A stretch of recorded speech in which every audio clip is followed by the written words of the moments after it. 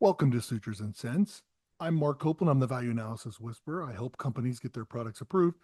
Ryan Pistone is our producer, director, co-conspirator, and all-around smart dude. And we talk business to clinical and clinical to business. Um, Let there be light. That was like the beginning of, I think, the Bible, book of Genesis, right? What Let me tell you about Let There Be Light with value analysis and health systems. How did this stuff all start? This wasn't here 20 years ago. Let's talk about how it, and what caused it, the history of this, and why it's occurred. So, value analysis is a concept that exists in many other industries. No, and they actually call it that. Home Depot does it. Um, you pick a company, Nike, when they're looking at their vendors, they're analyzing the value of their vendors. Should we pay more for this part? Does it make our product better? Does it last longer? Does it make it faster for us? All those types of things, right? So value analysis itself is not a brand new term. It's just relatively new to healthcare.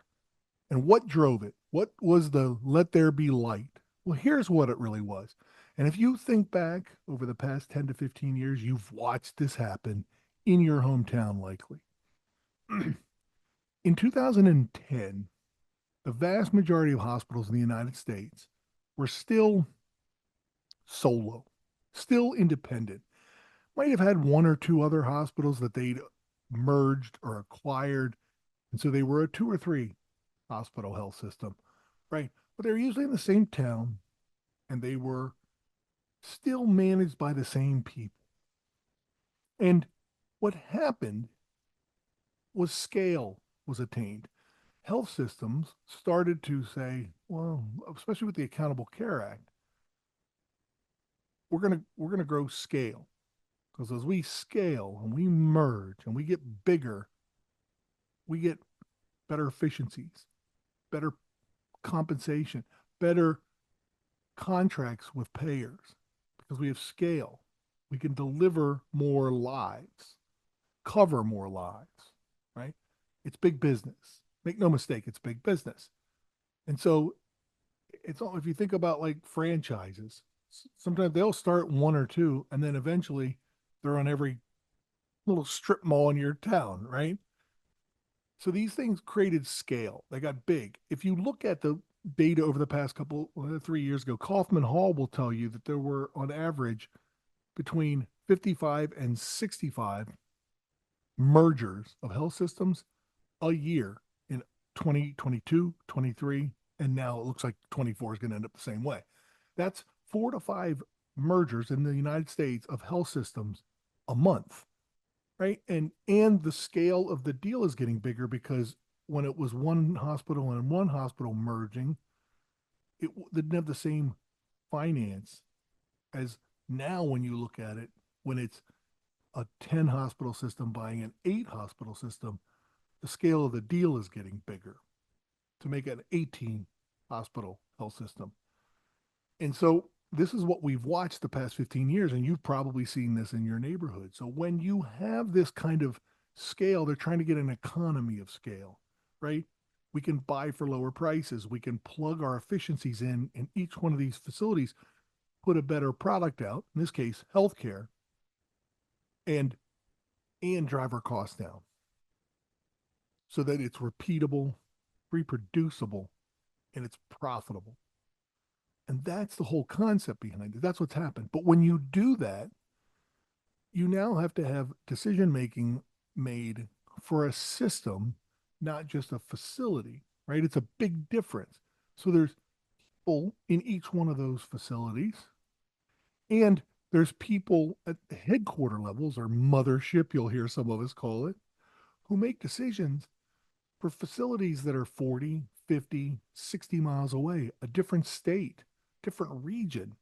Like this happens. It's happening a lot. Now, is that good or bad? That's not mine to judge. It's reality, though. And the way we used to sell in healthcare 15 years ago was I'd go find a doctor who wants my product. I'd find out who was influential at the place. I'd find the kind of the decision maker. They weren't the decision maker, but if they okayed it, we were good to go. And I'd be calling on them. And that's probably what you most reps who are listening to this go, oh yeah, yeah, I remember those days. It was the good old days, right? They were. It was easier to navigate.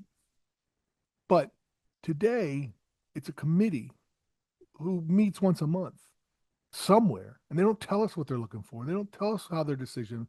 Sometimes they don't even tell us what they decided. So it's frustrating, right? Totally get it. But all of this occurred because these mergers of health systems. So we have committees making decisions for health systems, not just a hospital. And it's going to happen in ambulatory surgery centers. We're already seeing it. It's just not here yet. But when USPI owns 475 ambulatory surgery centers, trust me, they're trying to get economy of scale. They're going to try to have the same vendor in each one of their GI facilities and each one of their orthopedic facilities. They're going to try to narrow that down. You and I would as well. Not wrong. It's just the way it is. And we need to be able to navigate that. But I wanted to make sure when we got this out in Sutures and Cents talking about why did this occur? And it's all because of the mergers of these health systems. And it's really the last 7 to 8 years where it's become on hyperdrive.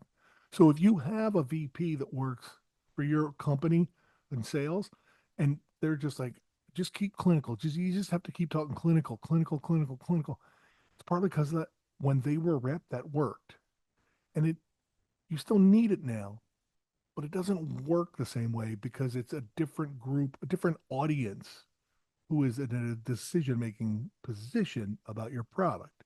And that's why you'll hear me talk. We're going to reframe messages to the value analysis team.